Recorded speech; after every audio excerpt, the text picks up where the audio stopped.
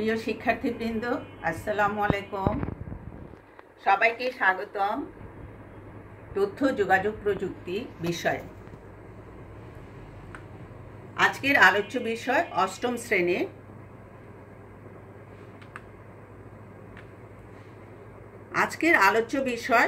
Cloud computing.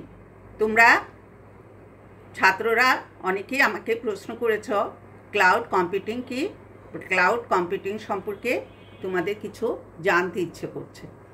তাহলে cloud computing সম্পর্কে আজকে আমি তোমাদের কিছু ধারণা দেব। এখানে তোমরা ক্লাউড কম্পিউটিং এর দেখো, ছবিটাই দেখা যাচ্ছে কি মেঘের মতো। ক্লাউড অর্থ কি? ক্লাউডের বাংলা কিন্তু মেঘ, তাই না? মেঘমালা বা মেঘ।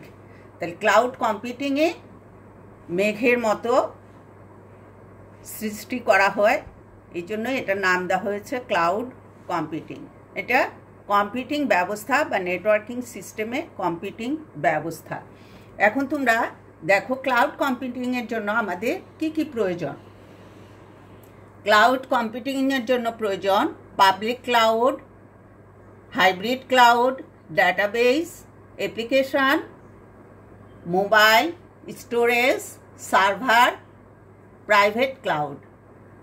অর্থাৎ এখানে তোমাদের ক্লাউডই তিনটা আছে। একটা হলো hybrid cloud, public cloud, private cloud. এগুলো সম্পর্কে তোমাদের একটু পরে আমি আলোচনা করছি তোমাদের সাথে। তারপরে কি আছে? Database, applications, mobile, storage, server. এগুলো সবগুলোই একটা ক্লাউড কম্পিউটিং সিস্টেমের প্রয়োজন, বা একটা ক্লাউড কম্পিউটিং সিস্টেম যখন গড়ে উঠবে তখন এই ডিভাইসগুলো প্রয়োজন। নেক্সট স্লাইডে আমরা আসি। এই স্লাইডে তোমরা দেখতে পাচ্ছ platform, application, infrastructure, block storage, network, queue, database, finance, content, monitoring, object storage, compute. এখানে দেখো মোবাইল, ল্যাপটপ, এখানে ডেস্কটপ, এখানে মনিটর। এগুলো সব কিছুই কি একটা কম্পিউটিং সিস্টেমে থাকতে হবে। ইনফ্রাস্ট্রাকচার থাকতে হবে, অর্থাৎ অবকাঠামো, platform, application, communication, finance, database. এগুলো সব কিছু মিলে গড়ে উঠবে কম্পিউটার বা ক্লাউড কম্পিউটিং সিস্টেম। এখন আমরা আসি ক্লাউড কম্পিউটিং কি। ক্লাউড কম্পিউটিং সিস্টেমে পূর্বের স্লাইড দুইটাতে তোমাদেরকে দেখানো হয়েছে যে কি কি আমাদের প্রয়োজন, বা ক্লাউড কম্পিউটিং সিস্টেমকে গড়ে তোলার জন্য আমাদের কোন কোন ডিভাইসগুলো বা কোন কোন সিস্টেমের প্রয়োজন। এখন আমরা প্রথমে আসি যে ক্লাউড কম্পিউটিং কি। ক্লাউড কম্পিউটিং কি? ক্লাউড কম্পিউটিং হলো এমন একটি আধুনিক প্রযুক্তি যেখানে যে কোনো ফাইল, ডেটা, ডেটাবেস, প্রোগ্রামস ইত্যাদিগুলোকে জমা বা স্টোর করার ক্ষেত্রে ইন্টারনেটে সক্রিয় কিছু রিমোট সার্ভারের নেটওয়ার্কগুলোকে ব্যবহার করা, যাতে ডেটা প্রসেসিং বা ডেটা স্টোর করার ক্ষেত্রে একটি পার্সোনাল কম্পিউটার, লোকাল সার্ভার বা লোকাল হার্ড ড্রাইভ ব্যবহার করার প্রয়োজন হয় না। অর্থাৎ আমরা যে ক্লাউড কম্পিউটিং সিস্টেম গড়ে তুলব, এখানে আধুনিক প্রযুক্তি বা যেমন কি ফাইল, ডেটা, ডেটাবেস, প্রোগ্রামস এগুলোকে জমা করার জন্য ইন্টারনেটে সক্রিয় কিছু রিমোট সার্ভার বা নেটওয়ার্ক ব্যবহার করা হয়। এতে কি হয়? ডেটা প্রসেসিং বা ডেটা স্টোর করার ক্ষেত্রে যে আমরা যে পিসি ব্যবহার করি বা আমাদের যে লোকাল সার্ভার আছে বা লোকাল হার্ড ড্রাইভ আছে, এগুলোর প্রয়োজন হয় না। আমরা সরাসরি ইন্টারনেটেই আমাদের তথ্যগুলো বা ডেটাগুলো জমা করে রাখতে পারবো।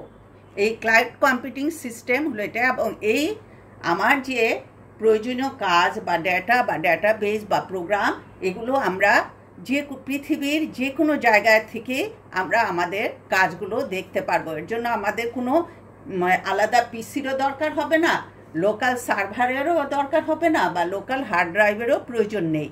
তাহলে তোমরা ক্লাউড কম্পিউটিং সম্পর্কে নিশ্চয়ই বুঝতে পারছো এটা কি।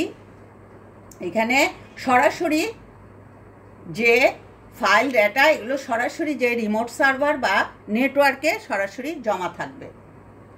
এই ক্ষেত্রে আমার ডেটা বা ফাইলগুলো একটি লোকাল সার্ভার বা হার্ড ড্রাইভে জমা হওয়ার বিপরীতে ইন্টারনেটের রিমোট সার্ভারগুলোতে জমা হবে। অর্থাৎ আমি যে কাজগুলো করব সেই কাজগুলো কোথায় জমা হবে? ইন্টারনেট এর রিমোট সার্ভারে। কোথায় জমা হবে? ইন্টারনেটের রিমোট সার্ভারে। এবং এর ফলে আমি আমার ডেটা ও ফাইলগুলো যে কোনো জায়গা থেকে ব্যবহার করতে পারবো। বা তোমরা যদি এই সিস্টেমে তোমাদের তথ্যগুলোকে জমা করো তাহলে তোমরা যে কোনো জায়গা থেকে এই ডেটা তথ্য তোমরা ইউজ করতে পারবা বা ব্যবহার করতে পারবা। কারণ আমার ডেটা ও ফাইলগুলো ইন্টারনেটের রিমোট সার্ভার নেটওয়ার্কে রয়েছে। তবে ক্লাউড কম্পিউটিংয়ের সংজ্ঞা আমরা এভাবে দিতে পারি। ক্লাউড কম্পিউটিং অর্থ বিভিন্ন ডেটা এবং প্রোগ্রামগুলোকে নিজের কম্পিউটার হার্ড ড্রাইভ বা ফিজিক্যাল হার্ড ড্রাইভে রাখার বিপরীতে ইন্টারনেটে জমা করা বা স্টোর রাখা এবং ইন্টারনেটের মাধ্যমে সেগুলো ম্যানেজ, প্রসেস এবং অ্যাক্সেস করা। অর্থাৎ একটু আগেই তোমাদেরকে আমি বলেছি যে ইন্টারনেটে জমা রাখতে হবে এবং ইন্টারনেটের মাধ্যমে সেগুলো ম্যানেজ বা ব্যবস্থাপনা করা, প্রসেস বা প্রসেসিং করা এবং অ্যাক্সেস করা অর্থাৎ ব্যবহার করা। ক্লাউড শব্দটিকে এখানে কেবল ইন্টারনেটের রূপক হিসাবে ব্যবহার করা হয়েছে। অর্থাৎ এই যে ক্লাউড কথাটি, এই ক্লাউড কথাটিকে ইন্টারনেটের রূপক হিসাবে ব্যবহার করা হয়েছে। অর্থাৎ আমরা যে ইন্টারনেট বলি সেই ইন্টারনেটের রূপক অর্থাৎ ইন্টারনেটকেই আরেক ভাষায় বলা হচ্ছে ক্লাউড।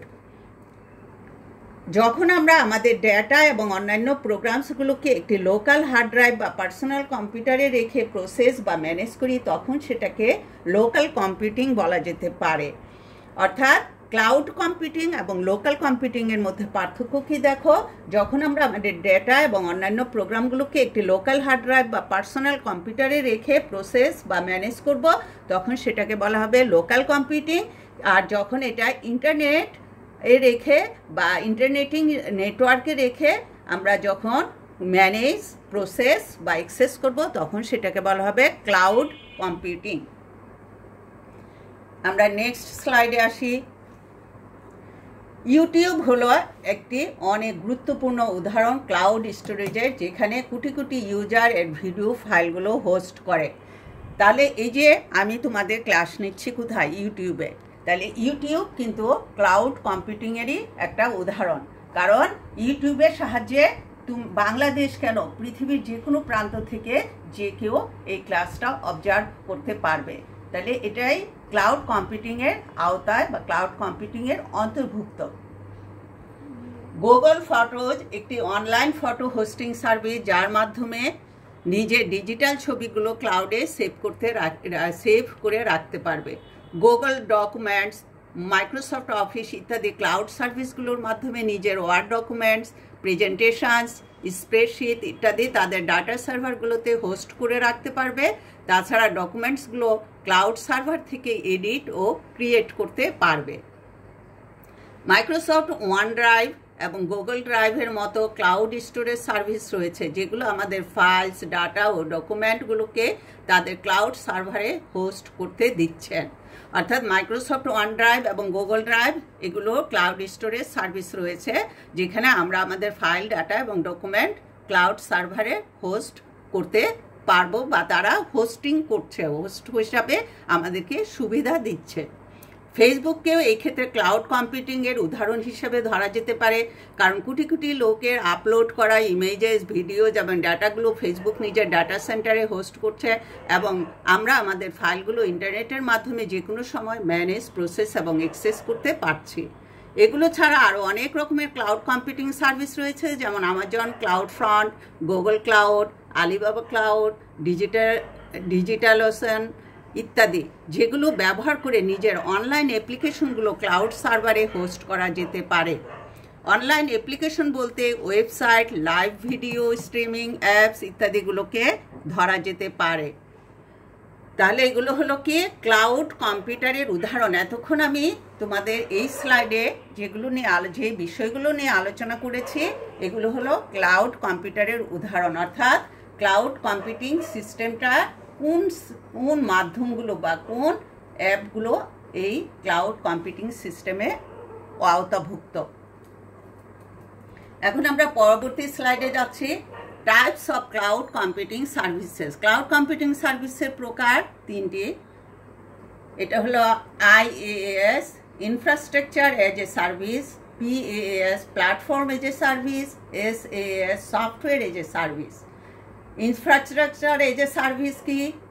এই সার্ভিসটিকে সেলফ সার্ভিস মডেল হিসাবে ব্যবহার করা যেতে পারে এবং ক্লাউড কম্পিউটিংয়ের সব থেকে বেসিক সার্ভিস হিসাবে IaaS ব্যবহার করা হয়। এখানে আমাদেরকে কেবল ইনফ্রাস্ট্রাকচার বা জায়গা, ইনফ্রাস্ট্রাকচার অর্থ জায়গা বা কাঠামো, ভৌত কাঠামো, অবকাঠামো, জায়গাটি দিয়ে দেওয়া হয় এবং সম্পূর্ণ জায়গা কিভাবে ব্যবহার করা হবে সেটা নিজের প্রয়োজন অনুযায়ী নিজেকেই সেট আপ করতে হবে। যেমন application install, application management, application data সম্পূর্ণ আমাদের করতে হবে। তবে ডাটা স্টোরেজ, সার্ভার, ভার্চুয়ালাইজেশন এবং নেটওয়ার্কিং কেবল এগুলোই ক্লাউড কম্পিউটিং প্রোভাইডার আমাকে দিবে। ওয়েব অ্যাপ্লিকেশন ডেভেলপমেন্ট এবং অনলাইন বেসড অ্যাপ্লিকেশন তৈরি করার ক্ষেত্রে এই সার্ভিস ব্যবহার করা হয়। নেক্সট আমরা আসি প্ল্যাটফর্ম এজ এ সার্ভিস। এই ক্লাউড কম্পিউটিং সার্ভিস সফটওয়্যার ডেভেলপার্সদের ক্ষেত্রে একটি সেরা প্ল্যাটফর্ম। যারা সফটওয়্যার ডেভেলপ করে তাদের জন্য এই সার্ভিসটি প্রয়োজন, কারণ এই সার্ভিস ব্যবহার করে ডেভেলপার্স বা বিভিন্ন অ্যাপ্লিকেশনসগুলোকে সহজে ডেভেলপ, চালানো এবং ম্যানেজ করা যায়। এক্ষেত্রে অ্যাপ্লিকেশন ডেভেলপমেন্টের জন্য জরুরি হার্ডওয়্যার এবং সফটওয়্যার টুলসগুলো একটি থার্ড পার্টি প্রোভাইডার দ্বারা প্রদান করা হয়, যেমন infrastructure, operating system, database management এবং ডেভেলপমেন্ট টুলসগুলো দিয়ে দেওয়া হয়। একজন ডেভেলপার এর জন্য ওয়েব অ্যাপ্লিকেশন তৈরি করার প্রক্রিয়াটি অনেক সহজ হয়ে দাঁড়ায় এবং ক্লাউড কম্পিউটিং সার্ভিসের মাধ্যমে এই ক্লাউড কম্পিউটিং সার্ভিসের মাধ্যমে একজন সফটওয়্যার ডেভেলপার তার কাজগুলোকে সহজ করে নিতে পারে। 3 নম্বর পয়েন্ট হলো সফটওয়্যার এজ এ সার্ভিস। এটা হলো এমন এক ক্লাউড বেসড মেথড যেটার ব্যবহার করা হয় ইন্টারনেটের মাধ্যমে ইউজারকে সফটওয়্যার সার্ভিস প্রদান করার উদ্দেশ্যে। এই ক্ষেত্রে একজন সাস ইউজারের একটি সফটওয়্যার বা অ্যাপ্লিকেশন কম্পিউটারে ইনস্টল ব্যবহার করার প্রয়োজন হয় না। ইন্টারনেটের মাধ্যমে একটি কম্পিউটার ডিভাইস ব্যবহার করে সাস অ্যাপ্লিকেশনে লগ ইন করে সেটা ব্যবহার করতে পারবে। এমনিতে মুখ্য অ্যাপ্লিকেশনটি একটি ক্লাউড সার্ভারে হোস্ট করা থাকবে। একটি সার্চ অ্যাপ্লিকেশন যে কোনো ওয়েব ব্রাউজার ব্যবহার করা যেতে পারে, যেমন অনলাইনে ব্যবহার করা বিভিন্ন ইমেইল অ্যাপ্লিকেশন যেমন জিমেইল, ইয়াহু মেইল এই ধরনের সার্চ অ্যাপ্লিকেশনের গুরুত্বপূর্ণ উদাহরণ। তাহলে তোমরা জিমেইল, ইয়াহু মেইল এগুলো তোমরা জানো, এগুলো কি সার্চ বা সফটওয়্যার এজ এ সার্ভিস বা সার্চ অ্যাপ্লিকেশনের উদাহরণ। তোমরা এগুলো আর একটু ভালো করে দেখবা, দেখে তোমাদের ধারণা হবে এবং এগুলো তোমরা যখন বড় হবা তখন পরবর্তীতে তোমাদের এগুলো অনেক কাজে লাগবে। আজকে আমার আলোচনা এখানেই সমাপ্তি ঘোষণা করছে। 8ম শ্রেণীর শিক্ষার্থীরা তোমাদের সবাইকে ধন্যবাদ।